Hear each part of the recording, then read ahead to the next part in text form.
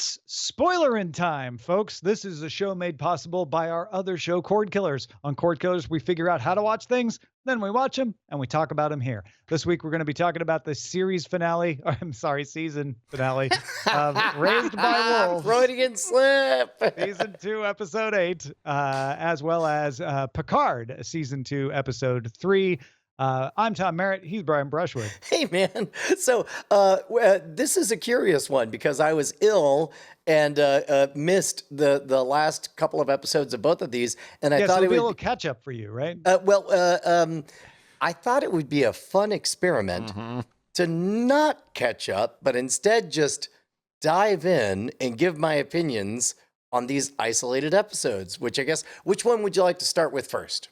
Let's start with Picard.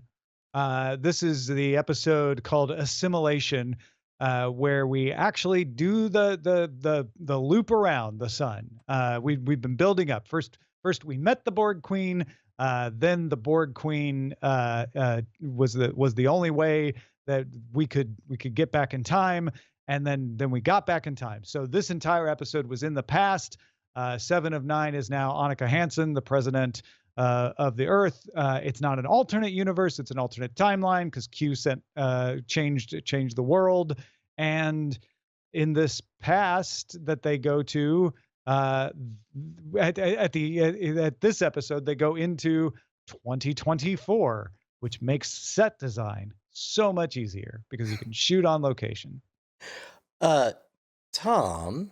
Yes. I did not watch episodes 1 or 2 of Picard. I think you missed it because they're wearing the uniforms from Star Trek Lower Decks. Okay, that sounds cool. You don't see those, but and you get to see Q, and you get to see actual future ships. You gotta go watch those episodes. They're good Star Trek. You know what? You may have convinced me, but I'm gonna give you a counter argument that I think I got the superior experience because all I got was previously on just a word salad of crazy that involved Q, the Borg Queen, somebody wants to join the Federation. All of the team are now in the Federation now. 7 of 9 is totally human and the president. Something timeline. We're going to Los Angeles, and we'll even say out loud, Kirk did it. I could do it too. and all of that in the first 4 minutes, and I'm like, okay. And then they just got right to it, and I'm like, I'm pretty sure whatever happened in those first 2 episodes, I certainly don't feel like I'm now missing a limb. I feel like you got 2 great, almost standalone episodes. The first episode is we're in the 24th or 25th century, wherever we're at this point, and let's see the future that is now settled down, and we've got people who are on the run in the last season, now part of Starfleet. The events have settled down. We see the chateau. To me, it was like, this is a great. If you wanted to see what the next generation would look like now, this is a great episode. Episode 2 was alternate universe. Even though it wasn't alternate universe, it was alternate timeline. It was Q has sent them back, but they're still in the 24th century, and Annika's the president, and we have a whole different situation, and it's fun to see what that different situation is. So you're not wrong that you won't be missing out on the plot points a lot, but you're saying it is worthy. Like 2 really fun episodes. So maybe that'll be a fun experience. In fact, I'm going to hold off on those first 2 because I suspect I'll enjoy the rest of this much more than I enjoyed season 1 if they keep at this pace. And then those will be snacks I have at the end. But it was fairly remarkable where all I needed to know is the world's gone crazy. Q, Borg Queen, timeline, just all. It's your favorite mashup of all Star Wars. And I'll be honest, or Star this Trek is my stuff. least favorite of the 3 episodes so far because it was like, now we have to start really doing groundwork. Now we have to retrench, and it's no more fun action scenes. We've got to build up new people that we're going to meet in Los Angeles, like the clinic doctor, who I think is great. Love that. and him being missing, and how are they going, and the badge going missing, and it's like they're laying all the groundwork now. And to me, it was like, oh man, we just had two like kind of space adventure episodes, and now we're back on the ground. But all right, we'll get. Well, and I think that's maybe why I'm getting possibly a superior experience, because I'm starting small. I'm starting on. No, you're getting an inferior experience. You just don't realize. Okay, I'll find out. But ignorance is bliss. All I know is that Rios is the most interesting I've ever seen him. Yeah. Agnes, who I don't understand why she's still on the show after her attempted murders in the previous season. All of a sudden, You have to it's watch like the first two episodes, then they'll become clear. okay, but it doesn't matter, because all I know is that Agnes seems to be a good fit if you're going to have somebody chat with the Borg Queen. Somebody crazy. Just enough crazy, right? Yeah, Right? I almost forgot about that whole situation with the Borg Queen and trying to like get her secrets, and that battle of the wills and battle of the minds and everything. That was fun. Right? And then meanwhile, I don't believe for a second that Picard's surrogate Romulan grandson Samurai is really dead. You know, he's just I thought he on was pause. dead until they said, but if we go back to the future, Right. will these events not? And I'm like, oh, when they go back to the future, these events will not have happened. Exactly. Okay, Exactly. fine. And it's also when you have Q involved, he can just snap his fingers and everything resets anyway. So yeah. Correct. I gotta say, might be my favorite Picard anything I've seen so far. Just dropping in without Picard, context. The series, not Picard the character. Oh no. Okay, yeah, sorry. Yes, no. The series. Yeah. I'm curious where they're going. I think I was giving short shrift to the Borg scene with Agnes. I think that was pretty great, and the clinic scene was pretty great. And they had the fun, flirty, like, let us up to the top so we can get a good reception. Tech. Right. Like, for okay, our fun. cellular telephone photograph. Yeah. We speak your century. To me, that was the equivalent of Star Trek 4 when they're on the bus. Right. It's like, okay, we're just gonna have a scene. It doesn't really matter what they're doing. Well, it's just fun to see them as double fish out of water. dumbass on you. Yeah. Too much LDS in the 60s. LDS. What I did not get to hear is what Bryce thought, because you're on the ride for this, despite not being a Star Trek person. No, not. No. Oh, okay. No, okay. I- Okay. All right. Though hearing Tom, like we did talk about this last week. Like Tom had such a glowing review of those first two episodes. I almost considered, well, maybe not jumping into the third episode, but jumping into season 2. No, I haven't seen. Yeah. No. And I won't know until I go back and watch episodes 1 and 2. But this felt like the pilot to me. Like if you told me this is the first time, in fact, if nothing else from Picard happened, and this was just the first episode of the series Picard, and you just, summarized all of that, it's like, oh, this is great. I'm in. And Nice. That's how I felt. All right, that is Picard season 2, episode 3. Let's talk about Raised by Wolves, season 2, episode 8, the end of season 2. Oh, Tom.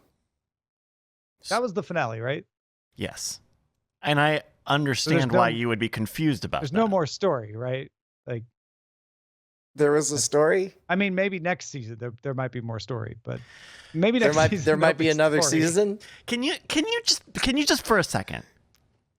And I know it's difficult shooting stuff, but Dearly beloved, we are gathered here to remember those who were raised by wolves. the compliment we kept giving season 1 was, oh my God, so much stuff happens. It's so fast. The first episode was like a movie. It's like a right? season of a show. Like a whole season of stuff. Kepler 22b is a harsh and confusing planet for any human to try to colonize, But we must because humans are dead and Earth is gone. but not as harsh and confusing as the plot of Raised by Wolves. I would like to take a moment And of remembrance to a simpler time when this story made sense. And there was When there were good people and bad people, androids and humans, not lizard monsters, magical veils that removed Ooh. emotion, the lizard monsters shouting used to be people until dragons, grandmothers saved them. acidic oceans. Hey, funny you should mention that. Tom. Why is it? Hold on, I've got a question. Okay. This is the gray goo problem, right? Where the AI realizes like, oh, the way I solve everything is just make everything gray goo. And like, wait, we should have been careful what we wished for. It's a Twilight Zone episode. I had forgotten something that happened in season 1, and when they brought it up in the recap for the final episode of season 2, I thought, I forgot this. Why did those characters forget this? Why do mother and father, who have both concluded with their robot logic that the humans are turning into monsters, and then did not one thing about, and in fact, we're actually actively confused about the monsters of the planet that they are on and do not know anything about. And yeah, they don't know that they're in a TV show, but I mean, come on, they went through the center of the planet and ended up in a rec center for a season. I'm very frustrated that this should be the middle season point of the show. And our reading comes from the book of Revelation. Did you the final shot? Okay. And lo, humans shall suckle at the teats of weird monsters. 3 teats. 6 teats. Grow webbed fingers, require surgeries, and androids. The web finger surgery. And androids shall be shackled by their emotions, while humans hang upside down from trees that somehow grow next to acid oceans. And then float! Did you see him float? And lo, Chris Angel shall return upside down. Apparently, they had to keep letting him down during that scene because the blood kept rushing to his head. Oh, I think we all were let down. You could tell. You know what, Tom? I could tell. Did you see the last shot of this season where someone went into After Effects? They just got After Effects Starter Edition, so good, and they got a nice little JPEG of him upside down doing the reverse crucifix, and then they took their mouse and they just clicked and dragged it across the screen for a couple of seconds. That's gonna be how we are gonna end season 2 of this show. In the final days, the good guys shall become bad. The emotionless shall have emotion. The emotioned shall shed it. But most importantly, in the harshest of betrayals, an expensive show shall look cheap. Amen-o. Amen. Indeed. Don't worry, it didn't look expensive this year. It didn't. It looked very cheap. This episode looked very affordable, very cost effective. In fact, we should submit a bid. Medium priced. Yeah, I would say, not a compact, but mid-size. I feel betrayed. I feel My favorite part of this is I have no doubt these are 100% truer emotions than I saw from any person on that show. I feel betrayed. This is why streamers need to put their numbers out. Was season 1 bad? Did nobody watch season 1? I noticed that no one was updating the IMDb as the episodes were airing. That's for sure. Why is this season so cheap, so long, so drawn out, and ultimately goes in a friggin' circle? Circle is a mandala, a symbol, religious symbol. I'm not angry at this show personally. I'm just disappointed I spent time watching it. Did they raise the script by wolves as well, or just? I'm trying to be. The original title was written by wolves. I am a firm believer that everybody enjoys stories differently, and the fact that the 3 of us did not enjoy this one doesn't mean there's someone out there that did enjoy Raised by Wolves season 2. And there's and the people who work on these shows, they spend a lot of time, a lot of sweat, a lot of blood to make it. And it's no fun to do that and have three yokels like us, out here saying, we're angry because you did it not the way we wanted. So I get that. Like I want to be respectful of the time and effort that they went through to make something I didn't enjoy. Well, That doesn't change the absolutely. fact that I didn't enjoy it. Cosign. If I can double down on that, it is a miracle that anything gets made ever. And Oh, sure. and the Right, yeah. opportunity to, for whatever reason, it seems that there was some kind of course correction internally that does not Didn't land need to with happen. us. And I've tried to train myself to not call anything good or bad, but instead just recognize is for me, was not for me. Yeah, this was definitely not for me. Like What this and the show thing has is, become. I know this because I would constantly discover that I hadn't been paying attention. Now, having Through no said that, fault of my own. I do feel, since we indulged in hopefully not Schadenfreude, but we recognize what this is now is not for us. Having said that, regardless of the execution of the visuals or of the execution of the writing, in which every character flatly states their motivations and what they are thinking, and then ignores it all the time. yes, constantly. the inconsistencies and all of those things. This show remains filled with incredible, haunting imagery that will live with me for years and years and years.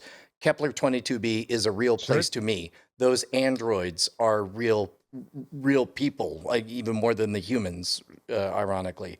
There are so many successes on there, but upon finding out that this was the season finale, that didn't feel like a finale at all. I don't know if it'll be coming back, but I will offer a vote of no confidence for me personally in coming back for a third season. Yeah, I'm afraid I'm with you on that, and I'm usually the last one out the door on these things. But I mid-season I was like, you know what, I'm gonna stick with it, even though I don't love where it's going. Like maybe they're gonna turn it around, and they not only didn't turn it around, they just kept going in that direction to the point where I don't have confidence that it will be worth my time to continue into a season 3 either. Just not my story. As great as season 1 was, I feel like for me, it got less interesting every episode over time, especially in that second season. Can I offer a reframe for season 2 that might elevate the experience in our memories? Mm-hmm. Yeah. Season 2 was more like a book of artwork by H.R. Geiger. It's not meant to be narrative. It's not meant to be consistent. It's not meant to tell. Sometimes they're specific... pencil sketches, not full color. Correct. Yeah. Right. There's different levels of fidelity, but they are haunting vignettes that stay with you. And when I think of this season as that, I am pleased that we spent that time together. When I think of it as a narrative, linear story, I get a little more upset. Yeah. I will always treasure Bryce's anger in this particular discussion. Bryce, that's the thing that I got. I mean, out of we have 2 votes of no confidence. I mean, if you want to chime in now would be your moment. well, we got to watch season 3, isn't he? Look, we're having a lot of fun here. Hey, I'm Bryce Castillo. I play Bryce on the show Cordkillers.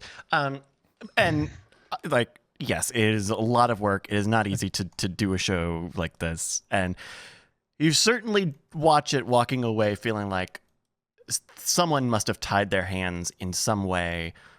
Maybe they said, slow it down. Let's make this a long franchise. Maybe stuff fell through. Yeah. I mean, like 8 episodes is a very weird order for anything. You would. So maybe a bunch of stuff got cut, and maybe they had a plot line where everyone got COVID or something. I don't know, but it's disappointing because I really liked season 1, and I don't know. I think the part of the reason I feel betrayed, I don't know. Maybe I'm rewriting history, but I felt like I brought this show to everyone and really pushed everyone to watch this, and it was worth it. don't ever Oh, regret that. 100%. Yeah, Because, like, that like, first episode alone was worth it. those Absolutely. first 2 episodes were utterly mind blowing. But Yeah. but at some point, it seems like the forces, and who knows, COVID, who knows, viewership or whatever. For some reason, there were pressures to make it something other than the thing that we fell in love with in the first 2 episodes. Certainly something smaller. We all tend to jump to conclusions that people were told and forced to do things that are bad. Sometimes it just doesn't happen too. Yeah. Like, there are athletes who just don't have all the energy on the day and don't win the gold medal. And maybe that's what happened, is they thought they had a second season and it turned out they didn't, when they tried. But I don't blame them for trying. I mean, and so if we're about to drop off this train, I know I was joking with the eulogy or whatever, but I do want to praise the moments that I liked a lot. As nonsensical as it seemed at the time, I really loved watching a father do a battle dome moment for no apparent reason. Oh yeah, the fight to scene get was some milk fun. juice to create a And I liked temptation the- to cheat against mother. I liked the milk juice building of grandmother. I thought that was a fun little mystery that they strung out. That was enjoyable too. And I think I had liked the plot, the device that they had in the first. Does it feel like, looking back in season 2, that for whatever reason they really took the foot off the gas pedal for the Mithraic atheist stuff? We stopped hearing the word atheist a lot in season 2, but it's not like the theism parallels stopped. Well, I mean, they have kept trying to flip this thing of like, oh, the atheists are actually godly and the Mithraic are actually like they're clearly trying to do that, but they're not doing it. I It's think weird. Bryce called it correctly, where it's like there's some kind of magic happening, and again, I took a couple episodes off, and I guess they had a name for it, like the entity or whatever. Yeah, there's like a mysterious big bad, and that's Right. what they're naming the virus that Mother saw in the pod. I'm sure that's coming in season 3 as the source of the broadcasts and all of that. Yeah, right, yeah. right. Raised by Wolves, what a ride it's been. However, I can only date so much crazy. Yeah. I will probably watch a season 3, but I would not like to cover it on agree. Spoilerin. I would. Yeah. Yeah. I look forward to binging. Maybe rock skipping across season 3. That'd be a lot of fun. Maybe we'll be surprised. Maybe. Yeah. I mean, And it's hard to surprise when somebody just spouts gibberish all the time. Burn me.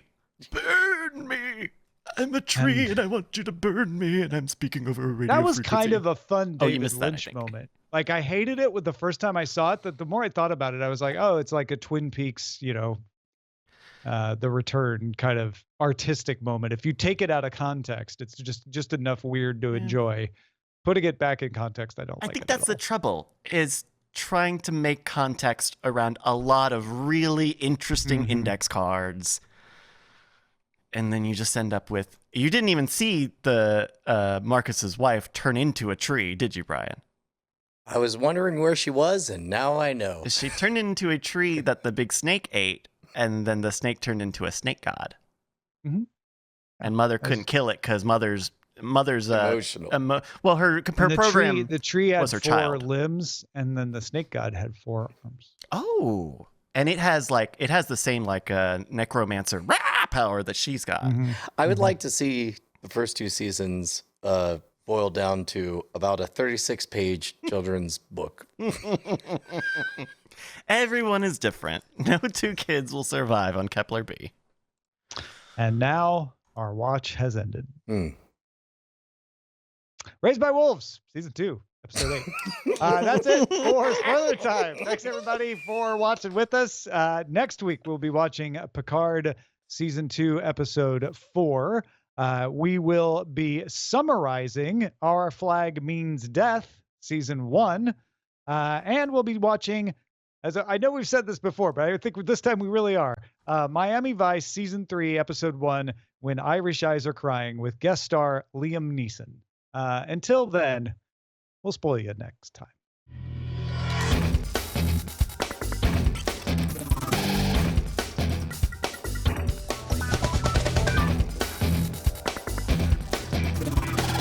Diamond Club hopes you have enjoyed this program.